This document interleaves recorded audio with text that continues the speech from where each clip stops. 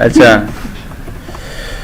मैंने कहा था कि जो AWR आपके पास रिपोजिटरी होती है उसमें आपके स्टैटिस्टिक गैदर होते हैं। उस स्टैटिस्टिक के बेस पे आप अपने ADDM रिपोर्ट जनरेट करते हैं जिसमें आपके सारे डेटाबेस के स्कीमा से रिलेटेड इन्फॉर्मेशन आपके पास पड़े होते हैं, जिसके थ्रू आप अपने एडवाइज़र चलाते हैं और इस एडवाइज़र के थ्रू आप अपने डेटाबेस की स्टेटस चेंज कर सकते हैं। देखो आपके पास जो AWR की रिपोजिटरी होती है, ठीक है, उसमें आपके सारे इंफॉर्मेशन गैदर होते हैं स्टैटिस्टिक की शक्ल में, ठीक है। उसी स्टैटिस्टिक को आप लेके अब आपको कोई परफॉर्मेंस इशू आ रही है तो उसको लेके आप एक ADDM रिपोर्ट जनरेट करेंगे। वो तो पहले से भी ADDM रिपोर्ट जनरेट होता है, ऑटो जनरेट होता है, लेकिन आप उस टाइम पे अगर एक करो आ रहा है, यहाँ पे देखें ये करो आपको नजर आ रही है, ये नीचे चिक्स नजर आ रहे हैं, ये दोनों चिक्स नजर आ रही नीचे ना, इसको आपने चेक करना है। ये यहाँ पे चेक करोगे तो ये स्टार्ट हो जाएगा, यहाँ पे चेक करोगे तो ये एंड हो जाएगा। इसके दरमियान जो भी ये करो आ रही है, यानी वेट ज्यादा आ रहे हैं, ठीक है, यूजर IO भी हो रही है और CPU भी यूज हो रहा है, ठीक है, इसके दरमियान ये आप रन ADDM करोगे, ठीक है, तो आपके पास एक रिपोर्ट इसी करो के आ जाएगी। आपको पता चल जाएगा इस करो में क्या प्रॉब्लम है, जो IO ज्यादा हो रहा है उसकी वजह क्या है, कोई क्यूरी है जो टाइम ज्यादा ले रही है, ठीक है, या कोई ज्वाइन या किस तरह की चीज़ है जो गलत हो रही है, ठीक है। अगर आपके क्यूरी में प्रॉब्लम है तो फिर आप क्या करोगे, उसी बेस पे आप जाओगे और ये जो आपके ADDM से हैं SQL advisor, SQL access advisor और SQL ट्यूनिंग एडवाइज़र, ये आपको एडवाइस देता है कि आपकी क्यूरी में प्रॉब्लम क्या है, ठीक है। ये आप चलाएंगे तो आपको एडवाइस दे देगा, रिकमेंडेशन दे देगा कि आपकी क्यूरी में ये प्रॉब्लम है, आपको सोल्यूशन भी प्रोवाइड कर देगा, ठीक है। फिर आप उसके बेस पे आप चेक करें, अपने टाइम खुद ही चलाए उस क्यूरी को जो आप ये प्रोवाइड कर रहे हैं। और अगर आप अपनी इंटरनल आपकी ऑर्गेनाइजेशन की प्रोग्रामिंग हो रही है तो अपने डेवलपर को ये क्यूरी फॉरवर्ड करोगे। अगर एक्सटर्नल हो रही है तो फिर आप किसी प्रॉपर थ्रू चैनल उसको फॉरवर्ड करोगे। क्लियर है ना? अब समझ आई? समझ आई? देखो ये नीचे इसके शो भी कर रहा है कि कौन सा जो टॉप लेवल SQL है वो कितने चाह रहे हैं, ठीक है। ADDM automatic database diagnostic monitoring, ये आपकी AWR की रिपोजिटरी पे ही चलते हैं, उनसे इंफॉर्मेशन गैदर करके आपको रिपोर्ट जनरेट कर देता है। ऑप्टिमाइजर एग्जीक्यूशन प्लान बना रहा होता है, सिर्फ उसको ऑप्टिमाइज कर रहा होता है। उसको ऑप्टिमाइजेशन वो कर भी रहा होता है, प्लान भी बना रहा होता है, लेकिन बाज़ दफ़ा आपने वीकली उसको किया होता है स्केड्यूल, उसके पीछे बिहाइंड जॉब ही चलती है ना, जो भी चीज़ होती है उसके बिहाइंड एक जॉब स्केड्यूल होती है, या तो विंडो कर रही होती है या आपका ओरेकल कर रहा होता है या आप खुद से ही बना रहे होते हैं, ठीक है। तो आपकी स्टैटिस्टिक गैदर होती है लेट्स से वीकली, ठीक है, और आपकी जो एक टेबल है जिसमें इंजर्शन 20% से ज़्यादा हो रही है, मतलब बहुत ज़्यादा उसमें चेंजेस डेली आ रहे हैं, तो लाजिमी बात है आपकी क्यूरी परफॉर्मेंस स्लो होने लग जाती है। तो उस वक्त आपने मैनुअल स्टैटिस्टिक गैदर करने हैं, कल मैंने आपको किया था। इससे क्या होगा, आपकी जो ऑप्टिमाइज़र है, जो आपकी डायरेक्शनी वो अपडेट हो जाएगी और आपके ऑप्टिमाइज़र बहुत जल्दी रिजल्ट आपको प्रोवाइड करेगा। समझ आई? प्लान भी ये बनाता है और ऑप्टिमाइज भी ये करता है, पर इसको अपडेट करना लाजमी है। हाँ, बाद मैंने कहा ना, अगर वीकली आपका है स्केड्यूल तो उसी दौरान अगर आपके एक टेबल बहुत ज्यादा चेंजेस हो रहे हैं उसके दरमियान और उसमें परफॉर्मेंस इशू आ रही है तो फिर आप उसको 200 रोज उसमें ऐड कर दिए वो तो नहीं आएंगे। हां 200 रोज आपने ऐड कर दिए वो तो ऑप्टिमाइजर के पास नहीं पड़ी होगी, वो भी नहीं पड़ी होगी, और एक दिन में 200 से क्या हजारों रिकॉर्ड आ जाते हैं एक टेबल में। क्लियर है? ये आपको रिकमेंडेशन भी देता है कि आप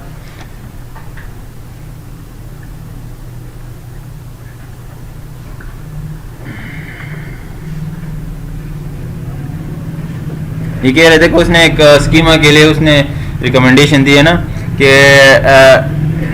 consider using Oracle recommendation solution automatic sequence space management is a locally managed table space for the table space containing the. ये कहते हैं कि मेरा आपका जो टेबल स्पेस है, डेटा फाइल है, इसको मूव करें किसी और टेबल स्पेस में जो कि लोकली मैनेजड है हो, ठीक है। तो ये आपको रिकमेंडेशन देता है, लेकिन बाज़ दफ़ा मैंने कहा ना आप उनकी बातों पे नहीं आओगे, खुद भी कुछ करोगे, ऐसा ना हो कि ये जो कहे वो आप सही होगा। अच्छा, ये आपके एडवाइज़र हैं।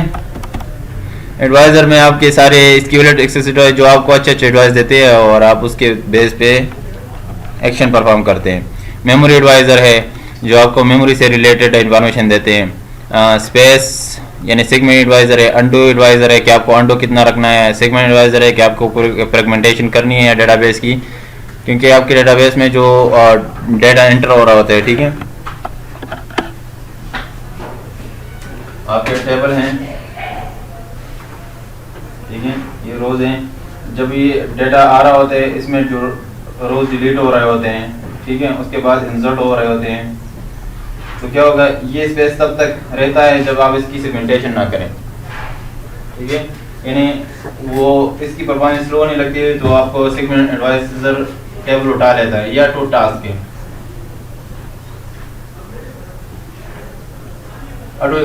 टास्क ये होता है जब उनको पता चलता है ये प्लान टेबल में स्लोनेस आ रही है, उस पर फ्रेगमेंटेशन बहुत ज़्यादा है, तो वो टेबल उठा के अपने सेगमेंट एडवाइज़र में रख देता है। तो वहाँ मतलब लेट से एम्प्लॉय का टेबल है तो उसके सामने लिखा होगा श्रिंक और कंप्रेस।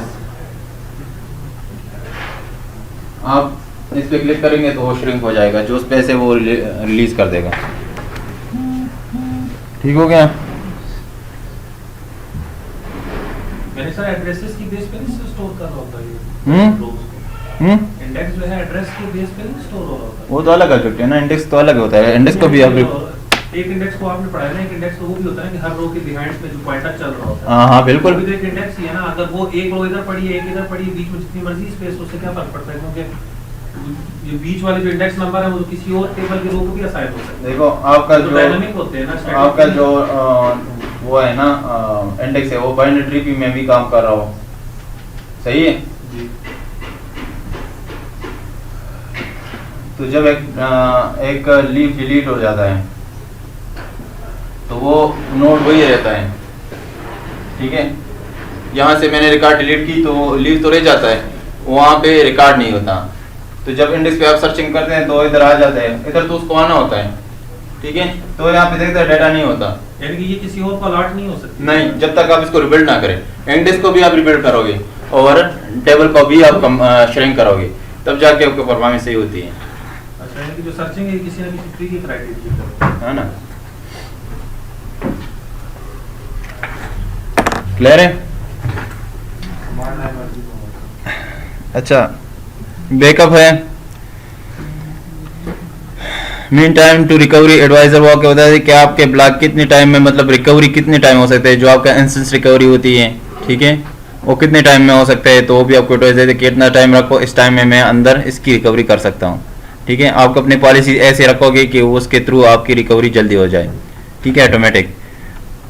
हमारे सर की थी ऐसा ना हो बैकअप लो उसकी फिर रिकवरी ना कर पाओ।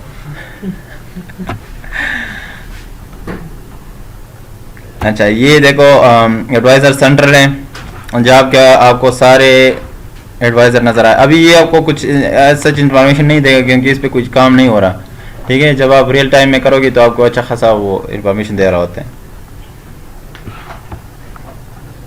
ऑटोमेटिक आ गया। ये आपको कहाँ मिलेगा एडवाइज़र,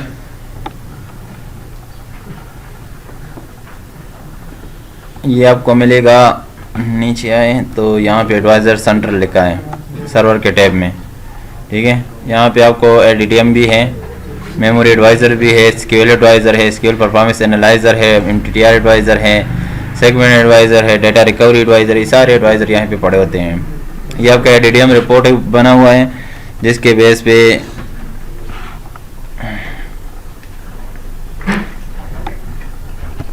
देखो यहाँ से मैंने स्टार्ट किया और यहाँ से मैंने इन कर दिया और इसके थ्रू मैं ओके कर देता हूँ और मैं कहता हूँ यस। कहते snapshot is been taken which is automatically result in an ADTM report. एक स्नैपशॉट ही ले लेगा यहाँ तक और उसके बिहार पे आपको एक एडीटीएम रिपोर्ट जनरेट कर देगा। ठीक हो गया। देखो यहाँ पे आपको सब नज़र आ रहे हैं। Hard pass due to sharing criteria, top SQL statement कौन से हो रहे हैं, आईओ कितनी हो रही है, अंडो कितना आईओ कर रहा है, कमिट एंड रोलबैक कितना हो रहा है, सही है।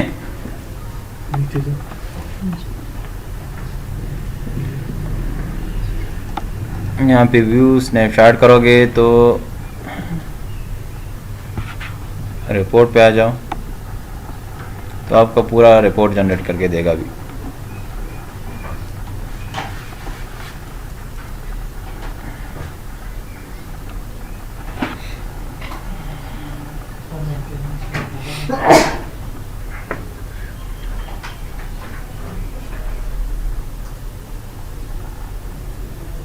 ठीक हो गया। देखो हर चीज़ की एक रिपोर्ट कॉन्साइज रिपोर्ट बना दी है इसने। लोड प्रोफाइल, इंस्टेंस, मेमोरीज,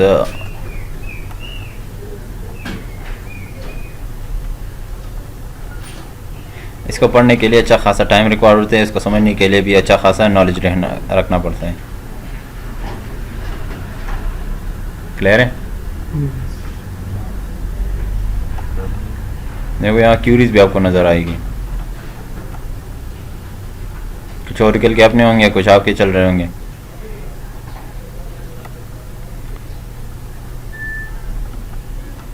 ठीक हो गया?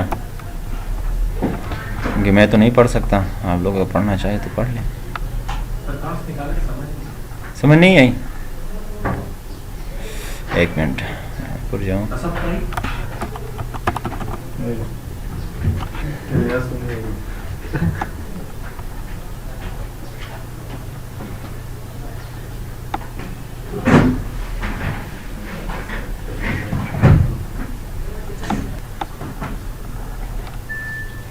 मैं एडवाइजर सेंटर में आया, सर्वर पे सर अवेलेबिलिटी पे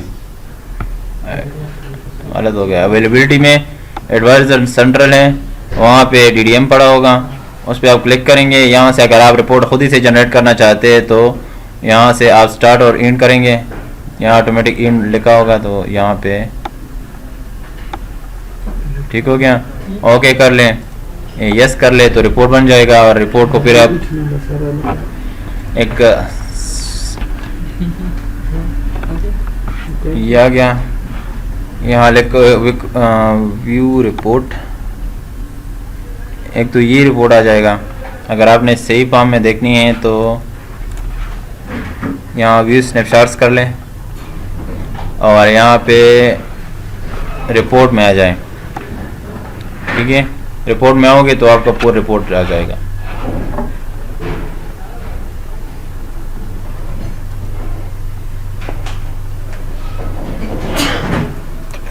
क्लियर है?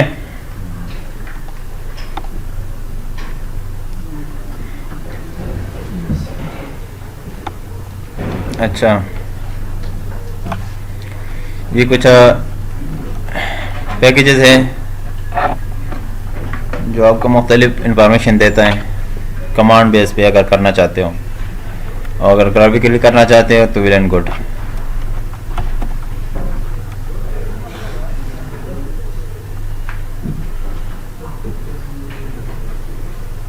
जी कुछ टास्क है जो ऑटोमेटिक चलते हैं, gather optimizing statistic, automatic segment advisor, automatic scheduler, ये ऑटोमेटिक होते हैं, खुद ही से चलते हैं। ठीक है, आप अपने और भी जॉब्स ऑटोमेटिक कर सकते हैं, उसको शेड्यूल कर सकते हैं।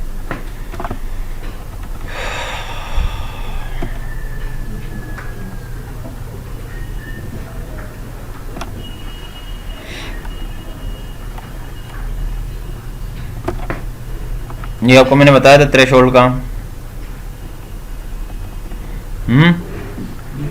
थ्रेशोल्ड का बताया था। मिनिमम वैल्यू जिसके साथ वो मैट्रिक की वैल्यू कंपेयर होगी वो थ्रेशोल्ड। हाँ, यहाँ पे आपकी होम डायरेक्टरी में आपका मैट्रिक्स एंड पॉलिसी सेटिंग ये भी है।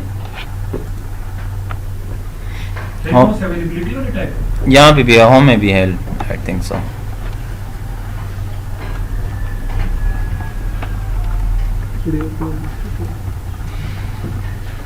ये देखो मैट्रिक्स एंड पॉलिसी सेटिंग, ये सारे मैट्रिक्स है।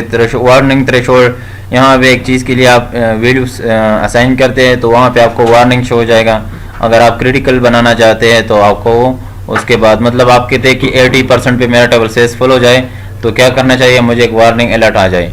अगर आपकी SMS या ईमेल सर्वर कॉन्फ़िगर है और इसके साथ लिंक करेंगे तो आपको मोबाइल पे भी आ सकता है मैसेज, या आपको ईमेल पे भी अलर्ट आ सकता है कि आपके डेटाबेस के सर्वर में इशू आ रही है। मैसेज किस पर्पस के कैसे है? SMTP सर्वर का आपकी कॉन्फ़िगर है, वो मेल के लिए या SMS सर्वर, आपका SMS सर्वर अगर कॉन्फ़िगर है। यानी कि उसके साथ यानी कि वो SMTP रिपोर्ट होती है वो तो मेल के लिए है ना?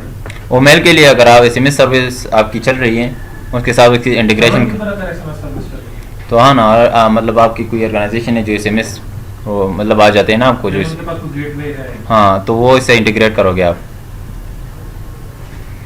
उसके थ्रू आपको एरर्स आएंगे फिर।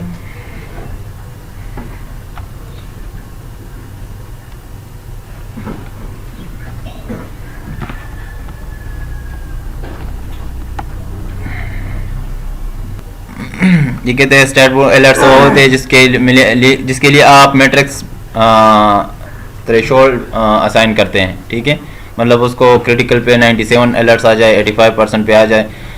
नॉन स्टेट लिस्ट अलर्ट्स या नॉन थ्रेशोल्ड अलर्ट्स वो होते हैं जिसके लिए आपको कॉन्फ़िगरेशन नहीं करने, जैसे मैंने कहा कि स्नैपशॉट 2 होल्ड का जो एरर आता है उसके लिए आपने कोई वो थ्रेशोल्ड कॉन्फ़िगर नहीं किया होता, लेकिन वो खुद ही से जनरेट। इस तरह बहुत से ऐसे एरर होते हैं जिसके लिए आपको थ्रेशोल्ड नहीं डिफाइन करना पड़ता है, लेकिन खुद ही से ओरेकल जनरेट करते हैं। सेलेक्टिव करने पड़ते हैं या ऑटो प्रोसेस? ये ऑटो प्रोसेस है ना। और वार्निंग और क्रिटिकल में क्या करते हैं? ये नहीं, मैं कह रहा हूँ ना, जो वहाँ पे मैंने अभी थ्रेशोल्ड दिखाया, तो वहाँ पे अगर आप कहते हैं कि 85% पे अगर मेरा टेबल सक्सेसफुल हो जाए तो मुझे एक वार्निंग अलर्ट आ जाए, लेकिन अगर 97% तक हो जाए तो मुझे क्रिटिकल एरर आना चाहिए, वार्निंग आ जाती। आगे जाएगी? हाँ, उधर आपको स्टॉप कर देगा, आपको अलर्ट एक अच्छा खासा मोटा एरर आ जाएगा ना। तो ये उसके लिए वो सारा प्रोसेस कौन कंट्रोल करता है? M monitoring, manageability monitoring.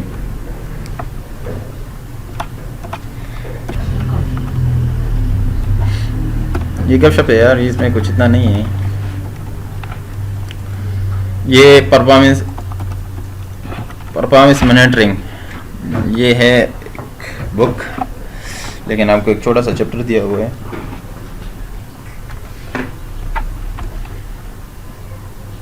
अच्छा, एंटरप्राइज मैनेजर के टैब में आपको परफॉर्मेंस टैब नज़र आ रहा होगा। बस के अगर नहीं है तो प्लग इन डाउनलोड करके फिर ये लाइव आपको ग्राफ दिखा रहा होता है। ये आपके डायरेक्ट मेमोरी से डाटा उठा रहा होता है। बाकी तो जितने भी एडवाइज़र हैं वो आपके स्टैटिस्टिक्स से डाटा उठाता है, लेकिन जो ये परफॉर्मेंस की टैब है ये आपका लाइव जो चल रहा होता है ओरेकल मेमोरीज में, वो आपको शो कर रहा होता है।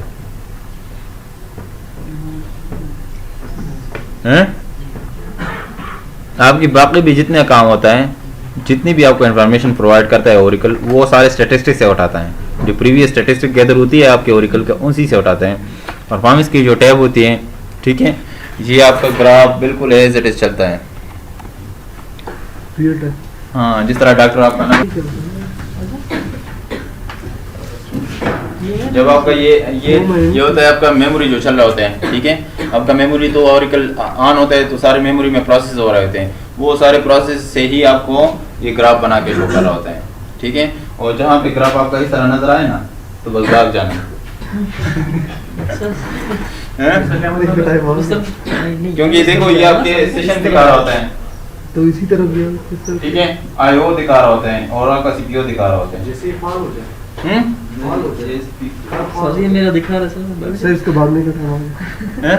इसके भागने का टाइम आ गया, कुछ ज्यादा ही दिखा रहा है। आया था। ये वो उस तरह नहीं होता, फिर वो इस तरह होता है,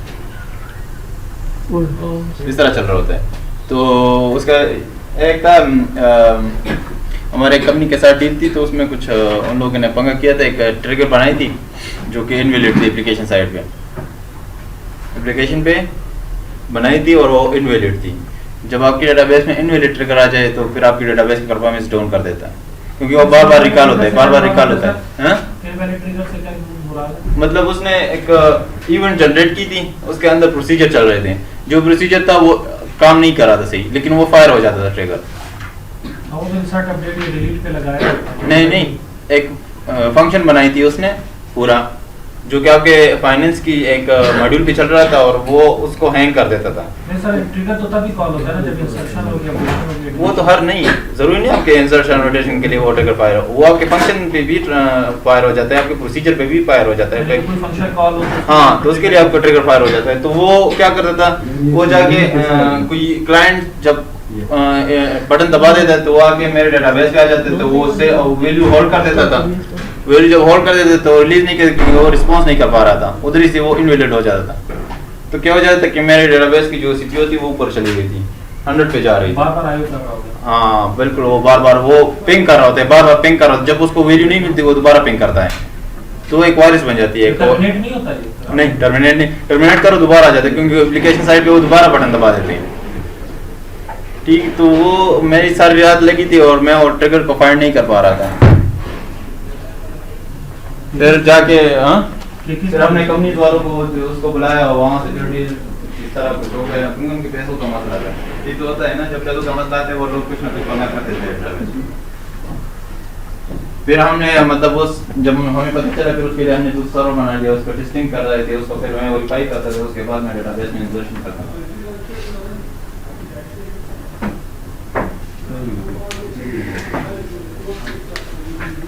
समझ आ रही है?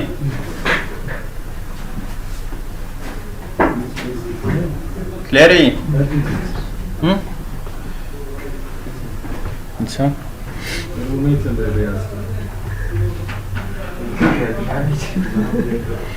ये ट्रांसलेशन दिखा रहे होते हैं कि आपके जो यूज़र आईओ कर रहे हैं वो उसमें सबसे ज़्यादा आईओ किसकी है। ठीक है, अगर कोई यूज़र आईओ की आईओ ज़्यादा है तो वो टॉप सेशन में आ जाते हैं। उस सेशन को आप फिर किल करना चाहते हैं तो किल करें, क्योंकि अगर वो कुछ इलीगली ट्रांजेक्शन कर रहा है, ठीक है, तो आप उसको बाय फोर्स किल कर सकते हैं। ठीक है, और उसकी इन्फॉर्मेशन आप नीचे देख सकते हैं कि वो कौन सी क्यूरी पे काम कर रहा है। इस पर क्लिक करेंगे ना, ये डायनेमिक होती है, इस पर क्लिक करेंगे, इसके रिलेटेड आप इन्फॉर्मेशन बता देगा। इसके ऊपर क्लिक करेंगे ना, और जो कलर नजर आ रही है ये इससे ही रिलेटेड है। जो टैब आपको नजर आ रहे हैं ना कलर में, उसी हिसाब से वो कलर भी यहाँ होता है। ठीक है, तो उस पर आप क्लिक करेंगे तो उससे रिलेटेड इन्फॉर्मेशन में चला जाता है, वो आपको बता देता है क्या मसला आ रहा है।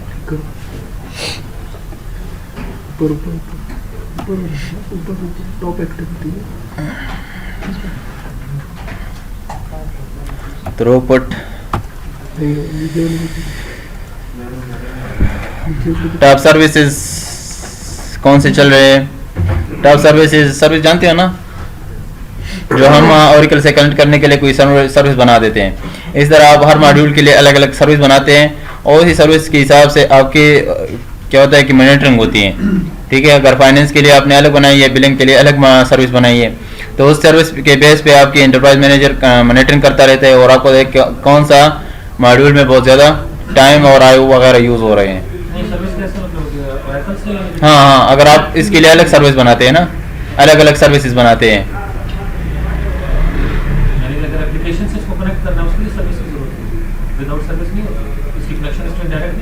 नहीं सर्विस तो हम बनाते हैं ना, जो आपके इंटरनेट मैनेजर में सर्विस बनती हैं, जो नेट मैनेजर में हमने करवाई थी ना सर्विसेज, याद नहीं है ये सर्विस? तो डेटाबेस से अपने कनेक्ट हो रहे हैं ना, तो हम अलग अलग सर्विस बनाते हैं। अच्छा, इस वाले डेटाबेस से कनेक्ट होने के लिए जो सर्विस, हाँ, सर्विस अलग अलग बना सकते हैं। कनेक्ट होने के लिए सर्विस, नहीं, एप्लीकेशन से डेटाबेस पे कनेक्ट होना। ठीक है, तो उसके बेस पे आपकी फिर परफॉर्मेंस मॉनिटरिंग होती है कि कौन सी मॉड्यूल पे ज़्यादा टाइम या कास्ट आ रही है आपकी आईओ की। कौन सी सर्विस के किस मॉड्यूल। हाँ, आप रिलेटेड सर्विस बनाएंगे ना हर मॉड्यूल की, तो फिर आपको पता चलेगा कि कौन सी चीज़ की कितनी आयु ज़्यादा हो रही है, कौन सी मॉड्यूल की ज़्यादा हो रही है, आप फिर आइडेंटिफाई कर सकते हैं। ये देखो, इसने 2-3 मतलब SH बनाए हैं, ACR VM1 सर्विस बनाई है और उसके थ्रू वो कैलकुलेशन कर रहा है। ठीक हो गया? अच्छा, ऑटोमेटिक मेमोरी मैनेजमेंट और ऑटोमेटिक शेयर मेमोरी मैनेजमेंट।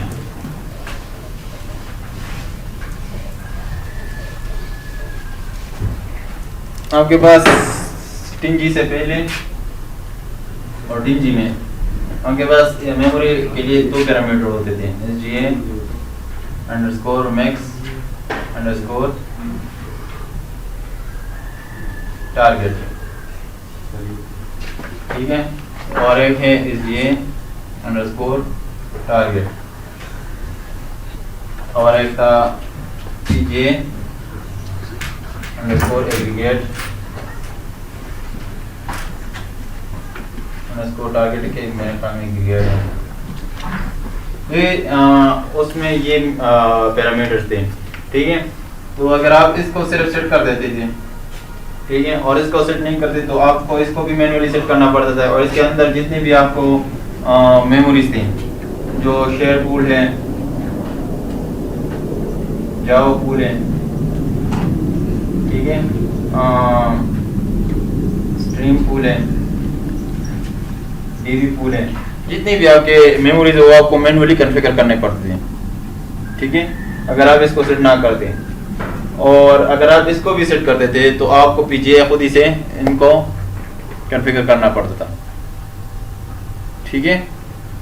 अगर एचडीए को अगर मेमोरी सेट कर पीजीए को आप सेट कर लेंगे ना, तब भी आपने पीजीए को कॉन्फ़िगर करना था, ठीक है, क्योंकि 19G में पूरा कॉन्फ़िगरेशन नहीं था, सिर्फ आपने एक को सेट करना है तो दूसरा बाकी जितनी भी मेमोरीज हैं वो आपको मैन्युअली सेट करने पड़ेंगे, ठीक है। मेमोरी आपकी सेट हो जाती है लेकिन बाकी नहीं होता। 11G में क्या आ गया, ऑटोमेटिक शेयर मेमोरी मैनेजमेंट। इसमें आपकी जितनी भी शेयर मेमोरीज हैं, ये जितनी भी हैं, आप इसको ऑटोमेटिक कॉन्फ़िगर कर सकते हैं, ठीक है। उसमें इसके लिए एक दो पैरामीटर आए, उसको हम कहते हैं memory underscore max underscore target. मैंने बताया कि इसके बारे में कुछ ना कुछ, और एक है मेमोरी अंडरस्कोर टारगेट, ठीक है।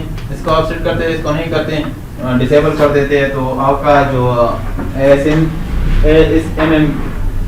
ये चीज़ डिसेबल हो जाएगी और फिर जितनी भी मेमोरीज है आपने खुद से कॉन्फ़िगर करने पड़ेंगे, ठीक है कि नहीं। कौन से टैब में होगा,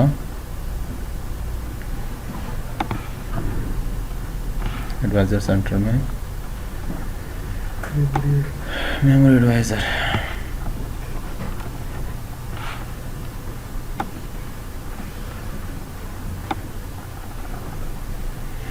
देखो ऑटोमेटिक मेमोरी मैनेजमेंट इनेबल है, ठीक है।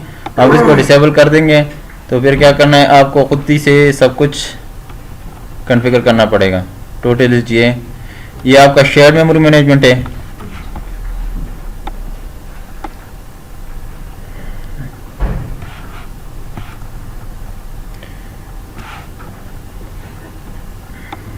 ये आपको देना पड़ेगा पीजीए के लिए मेमोरी। और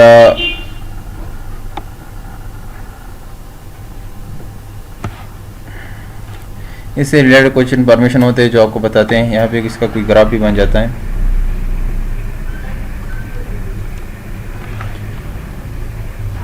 अच्छा ठीक है, एक मिनट।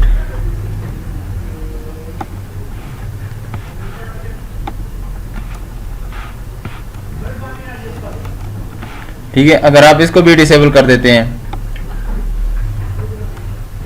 देखो अभी दो पैरामीटर्स हैं 11G में, आपको दो पैरामीटर्स हैं। आपने AMM को डिसेबल कर दिया, ठीक है, तो आपको क्या करना पड़ेगा, अभी पीजीए को आपने खुद ही से मैन्युअली कॉन्फ़िगर करना पड़ेगा,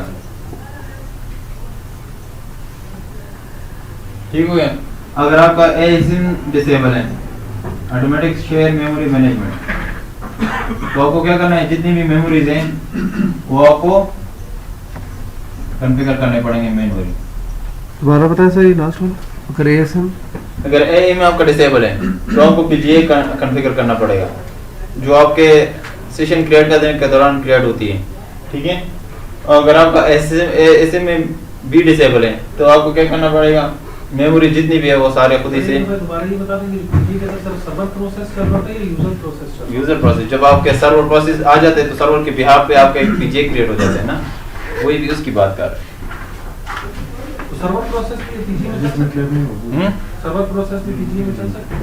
तो एक मेमोरी होती है ना, सर्वर प्रोसेस एक मेमोरी होती है ना, दोनों का अलग पीजीए असाइन हो जाएगा, यूजर के लिए अलग और जो यूजर क्लाइंट पे हो जाता है ना, उनसे तो हमारा कोई ताल्लुक नहीं है ना, सर्वर प्रोसेसेस हमारा तो काम सर्वर से ही है ना, तो सर्वर के भी आप पे पीजीए क्रिएट हो जाता है। ऐसे यूजर के लिए भी क्रिएट होता है ना, क्लाइंट साइड के लिए वो अलग क्रिएट होता है, दोनों का एक ही पीजीए होता है।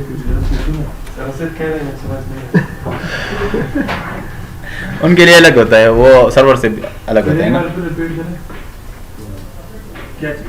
क्या चीज? देखो यहाँ पे, देखो यहाँ पे आपको नजर आ जाएगा। मेमोरी एडवाइजर में आए, ठीक है, आप इसको AMM automatic memory management disable कर दे तो आप पीजीए को खुद ही से असाइन करें, सेट करेंगे कि आपका पीजीए कितना होना चाहिए। ठीक है, यहाँ पे एक ग्राफ था, अभी पता नहीं मुझे नजर नहीं आ रहा इसकी ग्राफ।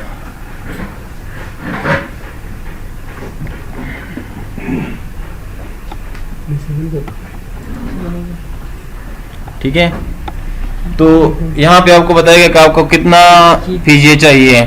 ठीक हो गया, सही है। अगर आप अपना ASMM भी डिसेबल करना चाहते हैं, ये देखो नीचे आपको है ASMM, वो भी डिसेबल है, तो फिर क्या होगा, आपका जो जितने पूल है वो आपने मैनुअली से सेट करने हैं। शेयर्ड पूल को हमने जो है ना, सॉरी पूरे पूल को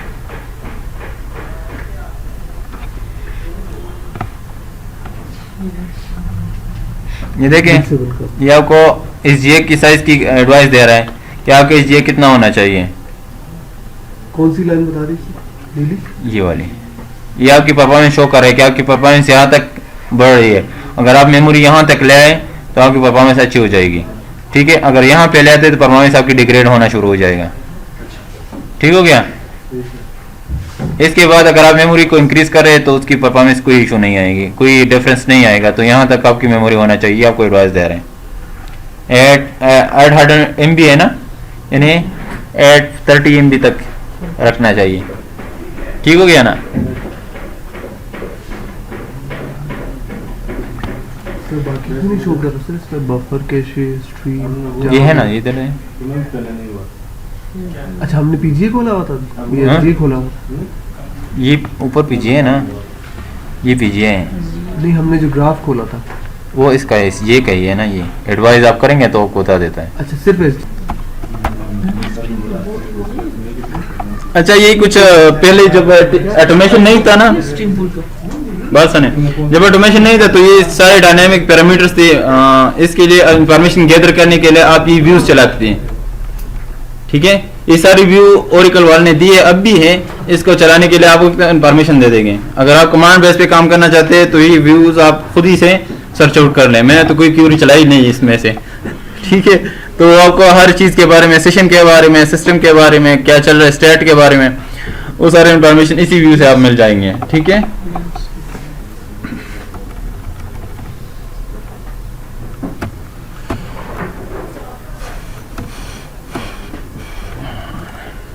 देखो यहाँ पे इनवैलिड एंड अनयूजेबल ऑब्जेक्ट्स के बारे में उसने कहा है कि यह आपकी परफॉर्मेंस को खराब कर देगा। अच्छा, इफेक्ट ऑन परफॉर्मेंस पे सिक्वल कोड ऑब्जेक्ट आर रिकम्पाइल्ड। अगर आपकी परफॉर्मेंस इशू आ रहे हैं तो आपको ये चाहिए कि पहले से आपका जो सिक्वल कोड्स बने हुए हैं आपके डेटाबेस साइट पे, वो उसको वैलिडेट कर लें।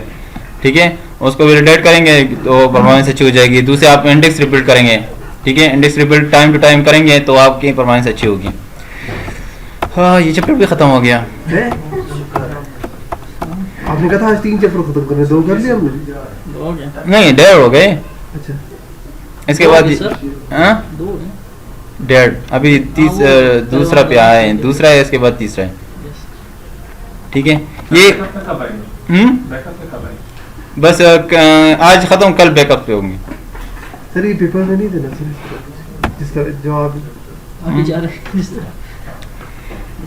अच्छा, कुछ फेलियर्स होते हैं जो आपके सिस्टम में आ सकते हैं। वो हो सकता है स्टेटमेंट फेलियर हो सकता है, यूजर प्रोसेस फेलियर हो सकता है, नेटवर्क फेलियर हो सकता है, यूजर एरर हो सकता है, इंस्टेंस फेलियर हो सकता है, मीडिया फेलियर हो सकता है।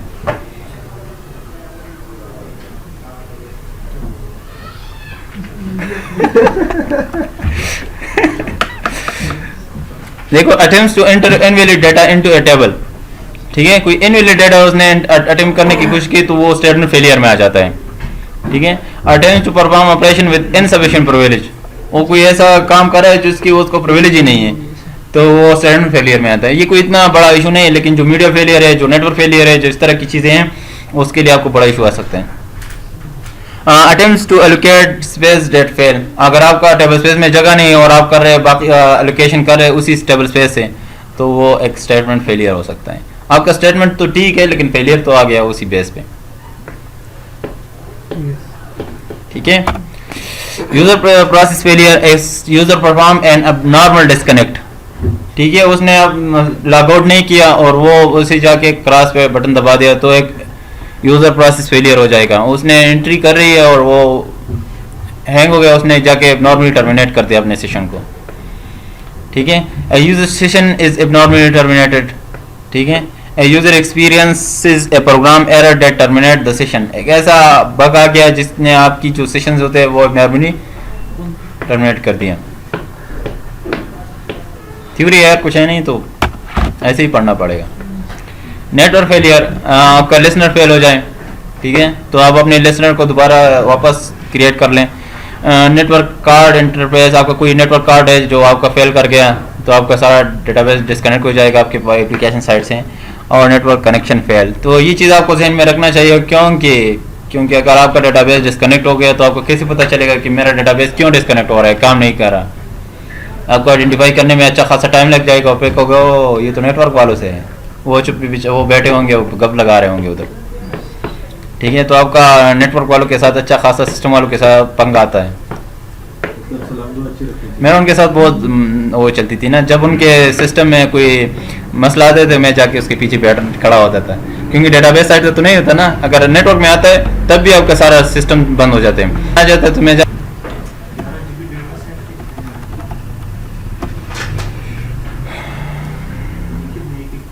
फिर ऊपर भी तो यूजर पढ़ लिया ना। हाँ वो पहले उसने क्या उसने सर, आप लोग ऑर्गेनाइजेशन में अपने हॉस्पिटल में बैकअप मैनुअली देते थे? मैंने स्केड्यूल की थी। स्केड्यूल करके क्या उसको उसी मशीन पर रखते थे किसी दूसरी मशीन पर? नहीं, कुछ हार्ड ड्राइव में रखते, कुछ पासपोर्ट ड्राइव भी लगाई थी, पासपोर्ट ड्राइव भी लगे, एक्सटर्नल ड्राइव भी लगे थे, तो मैं 2-3 जगहों पे लेता हूँ। मेरे जो टेबल स्पेसेस थे वो 100 GB तक पहुँचे हुए थे। सर ऐसे बैकअप इसका लिया जा सकता है कि जैसे अभी आपके पास 90 GB डेटा सेव पड़ा हुआ है एक बैकअप में, आगे 10 GB और आ गए, पूरे 100 GB का बैकअप ना 90 से लेकर 90 से ऊपर जो है ना, यानी कि 91, 92, 93 GB, जो 10 GB सिर्फ इसका बैकअप लेके उस पुराने बैकअप में ऐड हो जाएगा, तो वो इंक्रीमेंटल बैकअप में आता है। ऐसा है इसमें? हाँ क्यों, कि मतलब लास्ट डेट तक जो दिया था वो नहीं लेना, अपने यहाँ लेना। जो नया अपडेट आ रहा है उसको लेते रहो। शीट बनाते हैं ना, उसमें अभी मैंने 90 रिकॉर्ड इंटर किए हुए हैं, तो एक से एक और रिकॉर्ड इंटर करूंगा तो जैसे ही मैं जैसे कंट्रोल एस दबाता हूँ तो ये तो नहीं करता ना कि वो एक से लेके अगले 100 को दोबारा सेव करता है, वो आखिरी वाली क्या बताओ, दोबारा सारे को सेव कर देते हैं? नहीं सर, मुझे नहीं लगता कैसे करता हूँ। अगर ऐसा नहीं करता होगा और आपके अगले रिकॉर्ड उसके दरमियान में 50वीं रिकॉर्ड पे आपने चेंज किए तो वहाँ नहीं आएगा क्या? नहीं वो ये उसका इंडेक्स ये फ्लैग ये देखता होगा ना कि किस किस रो की, फिर भी पूरा डाटा तो उसने सेव करना है ना, सारा डाटा को उसने चेक सर करना है। पहले वो पता है क्या करता है, ये जो हमारा वर्ड है ये तो पहले टेम्परेरी फाइल बना देता है ना। आप हिडन फाइल ऑन करेंगे, कोई भी वर्ड की फाइल या एक्सेल खोल लेंगे तो उसकी एक टेम्परेरी फाइल बन जाती है। आप जो भी एडिट करते हैं, जो भी सेव करेंगे पहले वहां पर सेव होगा। जब आप उसको एग्जीक्यूट मतलब सही तरीके से डिस्कनेक्ट करेंगे तो वो टेम्परेरी फाइल उसमें चेंज हो जाएगी। ऐसे ही होता है, आपके ओरेकल ब्लॉक्स रीड करते हैं, जो ब्लॉक आपके चेंज हो रहे हैं वो ब्लॉक उठाते हैं और उसको अपडेट कर देते हैं। सारे को नहीं करता होगा? नहीं नहीं, लेकिन जब तक आपका टीबी में डेटा ना हो आप इंक्रीमेंटल इस तरह की बैकअप्स नहीं लोगे, फुल बैकअप लोगे।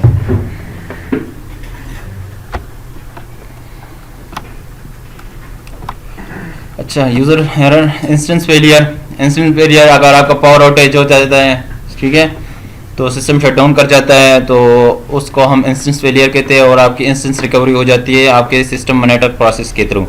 हार्डवेयर फेलियर हो सकता है, जो आपके सिस्टम साइड पे ये एरर आ सकते हैं, कोई हार्डवेयर फेल हो जाता है तो आपका डेटाबेस हेल्प कर जाता है। Failure of one of the critical background process, कोई प्रोसेस स्टक कर गया है किसी वजह से, ठीक है। लास्ट टाइम जो मेरे साथ हुआ था तो मेरा एक रीड लॉग फाइल था तो स्विच नहीं कर रहा था, ठीक है। जो स्विच नहीं कर रहा था तो इसका मतलब है कोई आपका मेरा जो रीड लॉग का आर्काइव सॉरी वो क्या है उसका कौन सा प्रोसेस चल रहा है, हाँ वो प्रोसेस स्टक कर गया था तो इसी वजह से मेरा सारा सिस्टम हैंग कर गया था। जब मैंने शटडाउन का बटन दबाया तो वो उधर ही वो भी हैंग हो गया, ठीक हो गया, तो सब कुछ हैंग हो गया, उधर से हॉस्पिटल भी बंद हो गया। फिर मैंने क्या किया, मैंने पूरा सर्वर रिस्टार्ट कर दिया। फिर जब मैंने सर्वर रिस्टार्ट किया तो वो तो ओपन हो गया लेकिन मेरा डाटा गार्ड भी था वो डाउन कर गया। फिर रात को मैंने डाटा गार्ड सेट कर दिया तो एक चीज़ से दूसरी चीज़ भी ख़राब हो जाती है, तो इश्यूज आ सकते हैं आपके सामने। नेट पे मिल जाता है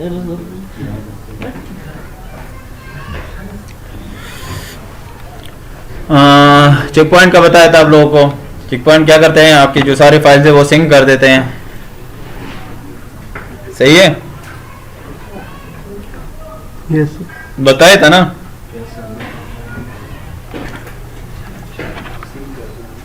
ईशान, चेक पॉइंट क्या करते हैं?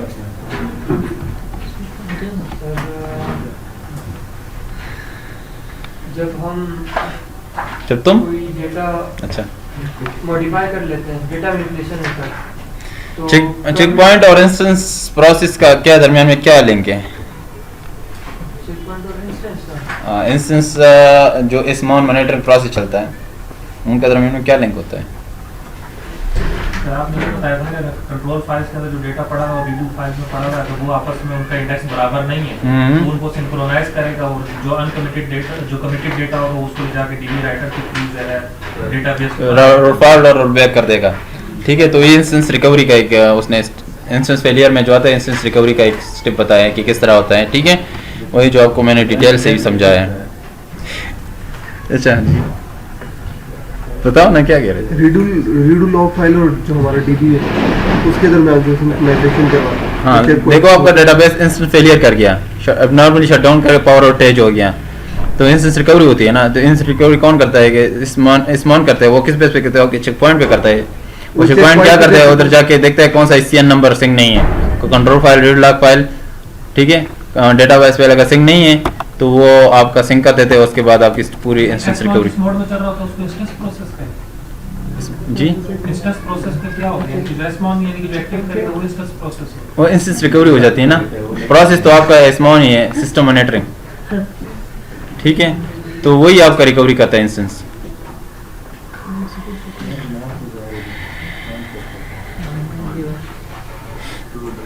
मैंने ये बताया कि आपका जो रीड लॉग फाइल होता है वो स्विच कब करता है और उसकी राइटिंग कैसे होती है, अनकमिट और नॉन कमिट डाटा आ रहा होता है और वो मल्टीप्लेक्स होती है। मल्टीप्लेक्सिंग इसके आगे कर रही है, ठीक है। आपने उस दिन कहा था, ये जुम्मे को कहा था शायद, हाँ। ये जुमेरात हाँ। कल जो है रीडू लॉग फाइल्स पे काम कर रहे ये देखे आ रहा है ना, देखें ये इधर आ रहे हैं। मैं पहले से करूंगा तो फिर आप लोग कहेंगे सर आप जंपे मार रहे। अभी भी जंप पे मार रहे हैं सर। नहीं कर रहा है, आप खुदा के खौफ करो, ये सारा तीव्री है। इतनी स्पीड से जा रहे हैं, हमें जंप लग रहा था। तो तीव्री है ना, सारा तीव्री कल को आपने सही जंपे मारी है सर। कल जी सर।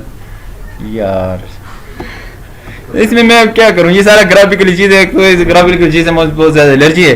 दूसरी बात ये है कि इसमें इतना कुछ है नहीं। सर में कंसोल से भी एलर्जी है। खैर इतना अभी इस चीज का मतलब ये बहुत डीप में अगर जाओगे ना तो बहुत टाइम भी ले लेगा, और मुझे भी इतनी, मैं क्लियर बता रहा हूँ, मतलब मैंने भी परफॉर्मेंस ट्यूनिंग पे इतना काम नहीं किया है, ठीक है। ये बहुत ज्यादा हेक्टिक काम होता है। सर सबसे ज्यादा मजेदार काम क्या हो रहा है करते हैं? एडिटिंग बैठो साइड पे और लोगों की गलतियां निकालो। उसके अलग सर्टिफिकेशन ऑडिटिंग हाँ, और मेंटेनेंस की हर चीज की अपनी अपनी सर्टिफिकेशन। सिक्योरिटी की अलग है, सिक्योरिटी की अलग है, फिर सिक्योरिटी में क्या है? उसके अपने कुछ टूल्स है। उसने अभी तो ओरेकल के लिए डेटाबेस ओल्ड का कोई सिक्योरिटी है। काम सबसे ज्यादा किसमें मिलता है? हाँ? काम सबसे ज्यादा किसमें? यार जब आप किसी भी ऑर्गेनाइजेशन में जाते हो ना, कोई बड़ी सी, वो आपको पूछता है आपके डेटाबेस पे काम किए, कहते हैं हाँ, किस साइट पे काम किए। वही नहीं कहते कि डेटाबेस पे काम, चलो पूछो ये क्या है, ये नहीं कहेगा, कहते हैं पहले पूछिए किस लेवल पे काम किया है, मतलब आपने परफॉर्मेंस ट्यूनिंग पे काम किया है, ठीक है, या स्किल एक्सपर्टीज आपकी काफी ज्यादा है, ठीक है, या आपको कहेगा बैकअप रिकवरी पे आपने काम किया है, ठीक है, या इंफ्रास्ट्रक्चर पे आपने काम किया है। तो वो एक चीज आपको उसने बताया, आपने पूछना है। अगर आप एक को बताओ कि मैंने कहा बैकअप रिकवरी, स्टार्ट हो गया। बैकअप रिकवरी से इतना मेरा पसीना निकाला उस बंदे ने ना कि मैं बता ही नहीं सकता, बाकी तो छोड़ ना। तो आपको एक स्पेसिफिक टास्क के लिए लेते हैं, जनरल नहीं लेते। सबसे ज्यादा किस टास्क की जॉब है? जस्ट एडिटिंग की भी जॉब है, कॉन्फ़िगरेशंस की, सर्वर कॉन्फ़िगरेशंस की, जो आपके डेटा गार्ड कॉन्फ़िगर करना होता है, रैक कॉन्फ़िगर करना होता है, उनके लिए बहुत ज़्यादा जॉब्स होते हैं। वो तो फिर नेटवर्किंग है ना सर? नहीं नहीं नहीं नहीं नहीं, आपका जो आपका जो वो करते हो, लोड बैलेंसिंग करते हो डेटाबेस की, तो सिस्टम वालों का काम है। कैसे मतलब कौन सी बैलेंसिंग? लोड बैलेंसिंग इसको आसान बोले ना सर, अभी इतनी इंग्लिश नहीं है। बड़ा होशियार बंदा हो यार। मैंने आपको पूरा पहली क्लास में आपको सारा जो आर्किटेक्चर था यही तो है ना। हाँ? उधर ही होते हाल मुझे कहते मुझे हुआ बताना मत, मुझे कहते आज मुझे एडिट समझा दो रास्ते गाड़ी में। मैंने कहा 100 रुपये दो मैं आपको समझाता।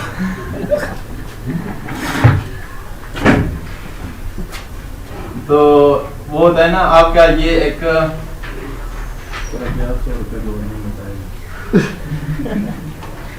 इस पे आप रैक कॉन्फ़िगर करते हैं। एक क्या होता है कि एक आपके पास सर्वर होते हैं। क्या होते हैं? एप्लीकेशन सर्वर होते हैं। तो उसको हम क्या करते हैं, नोड का नाम देते हैं। ये नोड 1 है, नोड 2 है, ठीक है, इस तरह नोड 3 इस तरह हो गया, ठीक है। इस पे हम रैक कॉन्फ़िगर करते हैं। तो वो एक नोड ही इसको समझ लेता है। क्या समझ लेता है? एक नोड। तो जब आपके क्लाइंट्स कनेक्ट होते हैं, ठीक है, लेट्स से आपके ये क्लाइंट हैं,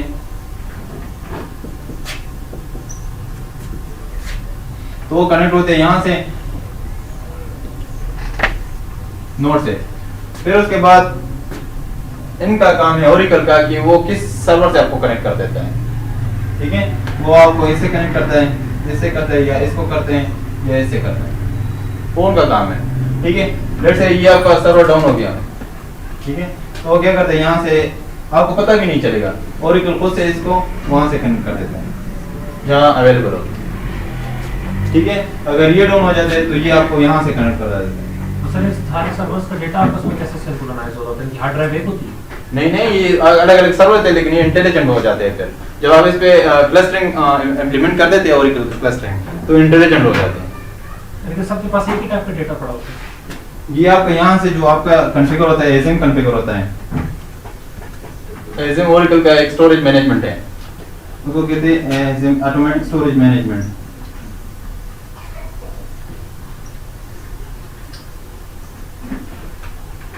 ठीक है, वो ये जो सर्वर ये यहाँ से कनेक्ट होता है आपके स्टोरेज के साथ, ठीक है। इस पे आपके क्या होते हैं, आपके स्ट्रिप्स बने होते हैं, यानी आपके हार्ड ड्राइव लगे होते हैं पैरेलल में, ठीक है। तो यहाँ पे आपका डाटा रिप्लिकेट होता है, मिररिंग होती है, ठीक है। यहाँ पे अगर आपकी लॉस आती है तो एज़िम कॉन्फ़िगरेशन आप उधर करोगे, अगर आपके एस यहाँ पे मसला आते हैं तो यहाँ पे अलग करोगे। और सिम सब ऑपरेटिंग सिस्टम भी अपना होगा, एप्लीकेशन सर्वर्स का सबका ऑपरेटिंग सिस्टम अपना अपना होगा, इंडिपेंडेंट होंगे सारे। हाँ, इंडिपेंडेंट होंगे, लेकिन काम एक साथ कर रहे होंगे। समझ आ गई? इसको कहते हैं लोड बैलेंसिंग। और ये आपके बैकअप ये जो स्टोरेज मैनेजमेंट है, ठीक है। तो इसके जो बंदा ये काम कर सकता हो ना, उनको अच्छा खासा 1.5 लाख तक सैलरी मिलती है इजीली। इसकी एडमिन 2 के बाद इसकी सर्टिफिकेट। हाँ, एडमिन 2 के बाद आप इस चीज़ को सीखने पे आ जाते हैं। ओसीपी करने के बाद सर सर एडिटिंग का अलग जॉब होता है पहले, हाँ, एडिट करने वालों के अलग जॉब होता है। हाँ, एडिट करने वाले के लिए जाते इस हैं। तरह सर एसक्यूएल के होते हैं, इनके भी तो ऐसे ही काम होगा हाँ? एसक्यूएल वालों के। हाँ, जो सिक्योरिटी इदारे होते हैं वो ज्यादातर ऑडिट वालों को लेते हैं, क्योंकि उनको इस चीज़ की बहुत ज़रूरत पड़ती तो है। ये लोग जस्ट टेस्टिंग करते हैं ना क्या? आपके, तो जिस तरह एसक्यूएल वाले टेस्टिंग करते हैं सिस्टम की, ऑडिट वाले क्या करते हैं, एडिटिंग भी तो टेस्टिंग ही आते हैं। तो वो रिपोर्ट निकालते हैं ना, किसी बंदे के लिए रिपोर्ट निकालते हैं, तो किसी जगह से वो तो सारे इंटीग्रेटेड एप्लीकेशन के पास होते हैं। पासपोर्ट ऑफिस से भी उनका एप्लीकेशन मिला होता है, नादरा से भी मिला होता है, और भी इदारों से उनको एक्सेस होती है। तो आपने डेटाबेस साइट पे बैठ के उसकी ऑडिट निकालनी है, उनकी परमिशन निकालनी है, उसके बेस पे आपने पूरा इंफॉर्मेशन गैदर करनी है। मैं क्या कह रहा था, ठीक है। आप लोग क्या करेंगे, ओसीपी कर लेना, तो उसके बाद चीजें दोबारा ही बता दो, सीपी में क्या क्या होता है, एसक्यूएल में क्या क्या। सच्ची में नहीं पता सर। फिर ये भी पूछ रहा हैं? ये भी पूछ रहा है। हाँ, पूछो। सर यही जो मैंने पूछा है वही सर आप क्यों लोड बैलेंसिंग हुई आप दोनों के दरमियान? देखो, आपने एसक्यूएल का पेपर देना है, लेकिन अभी एसक्यूएल एक्सपर्ट का है, ठीक है। उसका पेपर देना है तो आपको इसकी सर्टिफिकेट मिल जाएगी, यानी आप एसक्यूएल पे काम कर सकते हैं, ठीक है। उसके बाद आपको एडमिन 1 का पेपर देना है, उसमें क्या ये जो हम पढ़ा रहे हैं, ठीक है। तो ये आप इसकी भी सर्टिफिकेट मिल जाएगी आपको। ये दोनों OCA वाला कहलाता है, ठीक है। इसके बाद एडमिन 2 का आप दे दें तो उसकी भी एक अलग सर्टिफिकेट आपको मिल जाएगी।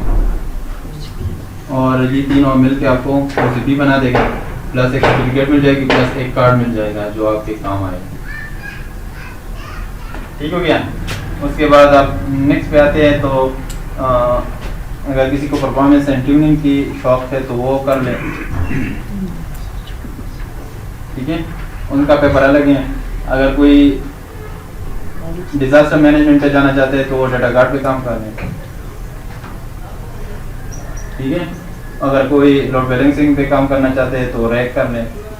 अगर कोई स्टोरेज मैनेजमेंट पे काम करना है तो एजिम सीख लें, ठीक है। अगर कोई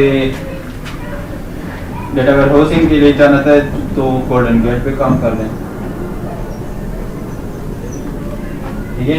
अगर कोई प्रोग्रामिंग साइड पे कस्टमाइजेशन सीखना चाहते हैं तो एप्लीकेशन ओरेकल एप्स सीख लें, उसको कहते हैं एप्स DBA हो जाएगा। ऐप्स में क्या होगा, जावा वगैरह?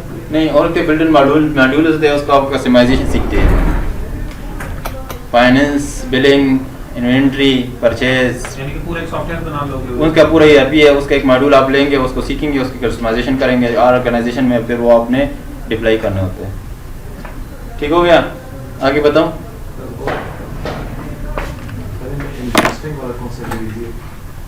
ऑडिट का कौन सा सर हैं? ऑडिट वाला नहीं लिखा? ऑडिट का मैं देखूंगा कि इसके कौन से टूल्स यूज होते हैं। मैं खुद भी यूज़ नहीं किया टूल्स उसके, उनके अलग टूल्स होंगे। हाँ, मैं डेटा गार्ड तक पहुंचा हूँ, डिजास्टर मैनेजमेंट तक। परफॉर्मेंस वाला भी कर लिया? परफॉर्मेंस कर लिया इसका? नहीं यार, उसको मैं रैक पे आ रहा हूँ, रैक सीखना है। रैक के लिए तो आपके पास सर्वर्स का अच्छा नॉलेज होना चाहिए। हाँ, ये तो है, उस पे आप बिल्कुल ये होना चाहिए। Linux लाइनेक्स पे अच्छा खासा कमांड होना चाहिए। अच्छा, अब ये हम आएंगे,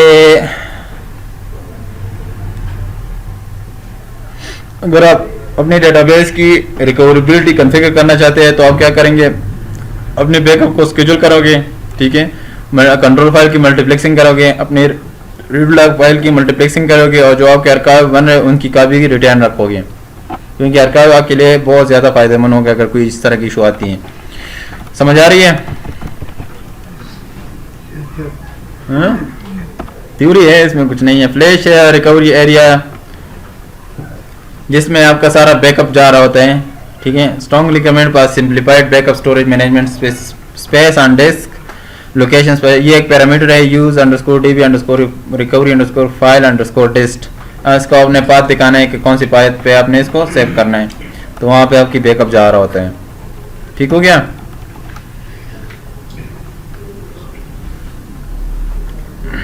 Configuring the flash recovery area means determining location, size and retention policy। कितने टाइम तक रखना है, कितना साइज देना है और कौन सी लोकेशन पे आपने इसको रखना है। हाँ, आते हैं मल्टीप्लेक्सिंग ऑफ कंट्रोल फाइल।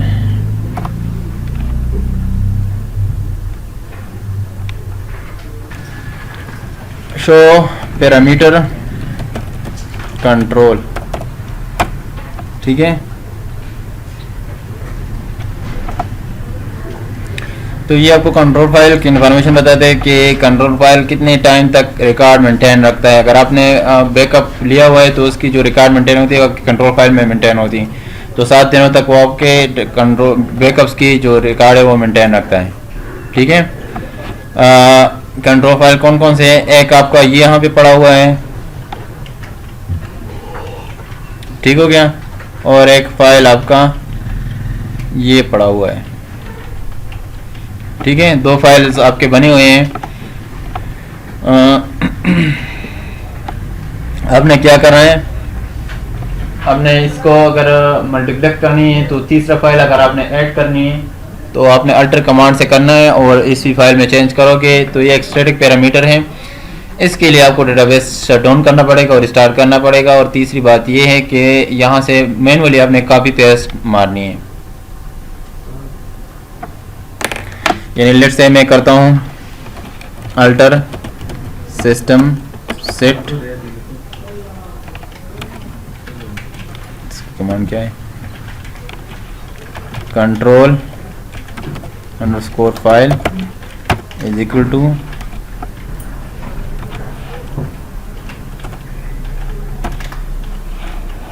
पहले दो जो लोकेशन है वो भी उठाने हैं, ठीक है। कंट्रोल अंडरस्कोर फाइल्स चले सर, कंट्रोल अंडरस्कोर फाइल्स, एक मिनट,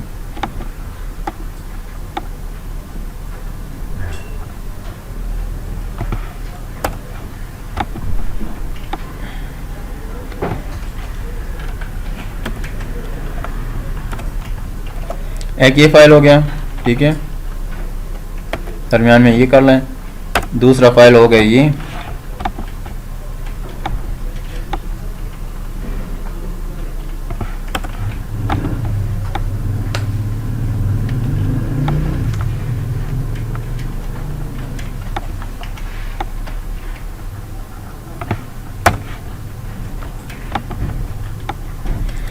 सही हो गया। तीसरा मैं ऐड कर रहा हूँ जो कि नहीं है, मैं इसको एक लोकेशन दे देता हूँ यहाँ पे एक कंट्रोल फाइल के लिए, तीसरी जगह पे इसको सेव करता हूँ। यहाँ पे मैं लेके आता हूँ इसको, ठीक हो गया। पेस्ट स्लैश, इसको अपना कोई नाम दोगे, कंट्रोल 03.ctl। ये मैंने अपनी तरफ से ऐड कर दी, तो ये पैरामीटर फाइल में आपका ये एड्रेस ऐड हो गया। सर ये तीसरी फाइल का दोबारा बताएं क्या है? दो तो ऑलरेडी बने थे, Yes. तीसरा मैं ऐड कर रहा हूँ, मल्टीप्लेक्स कर रहा हूँ तीसरी को, ठीक है।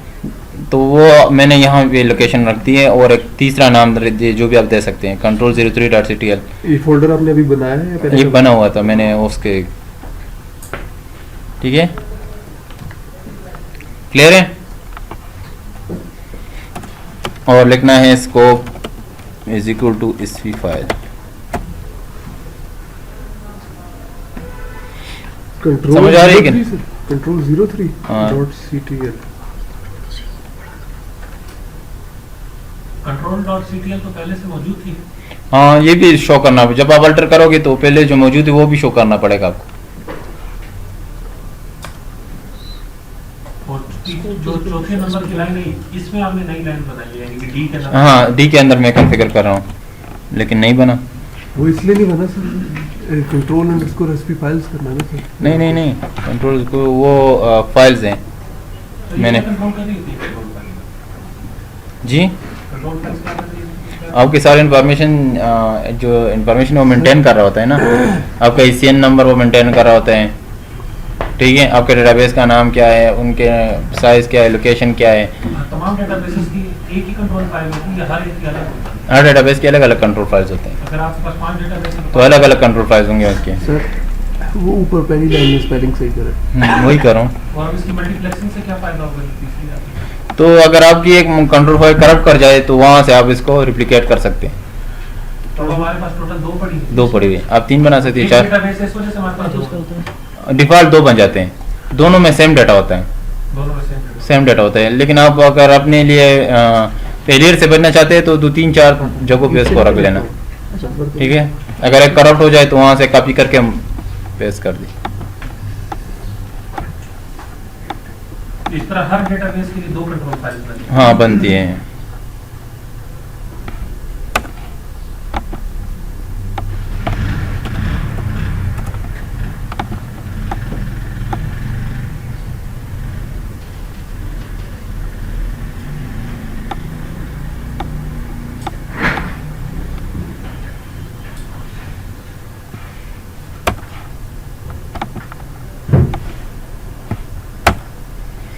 ठीक हो गया।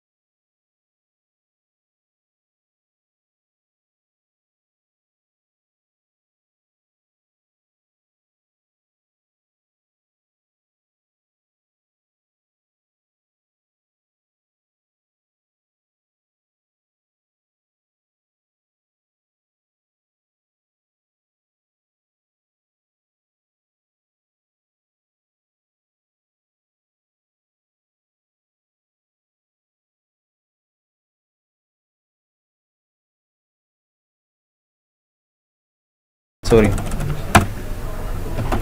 तो हमने शटडाउन करके एक फाइल डिलीट कर दी सर। हाँ। स्टार्टअप करने की हाँ। कोशिश की। अभी नहीं हो रहा ना, तो आपने कहना alter database clear log file.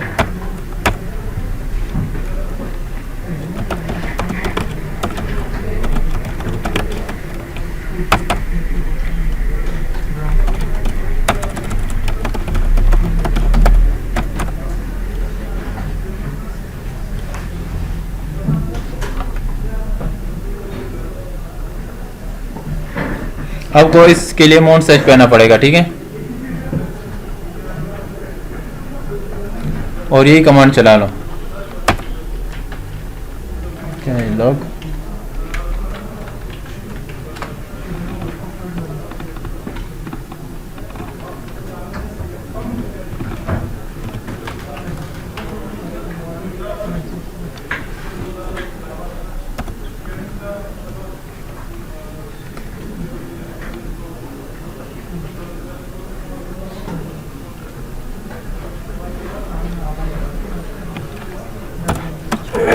कौन सा हमने डिलीट ग्रुप ऑन किया था? ठीक हो गया।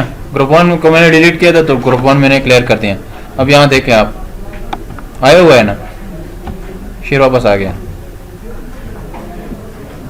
रिसाइकलमेंट से उठ रहा है सर? पता नहीं, और अगर करंट वाले को डिलीट कर देते हैं करंट वाले वो भी आ जाते हैं। करंट वाले को डिलीट करते हैं।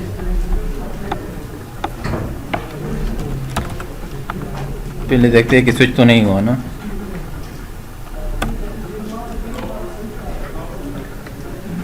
करंट सर हमारे पास यूजफुल भी नहीं है, हमारे पास तो ये अभी स्विच नहीं हुआ, जब इस पे स्विच होगा तो यूज में इनएक्टिव करंट पे आ जाएगा। अच्छा, दूसरा है ना, दूसरा ग्रुप है, ठीक है।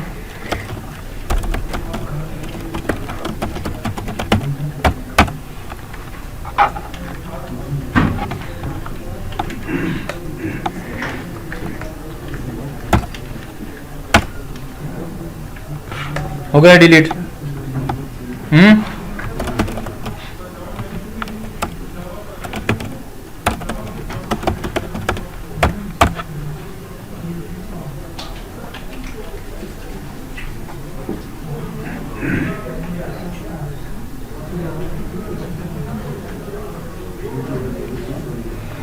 आपने लिखना है अल्टर डेटाबेस क्लियर अनआर्काइव्ड,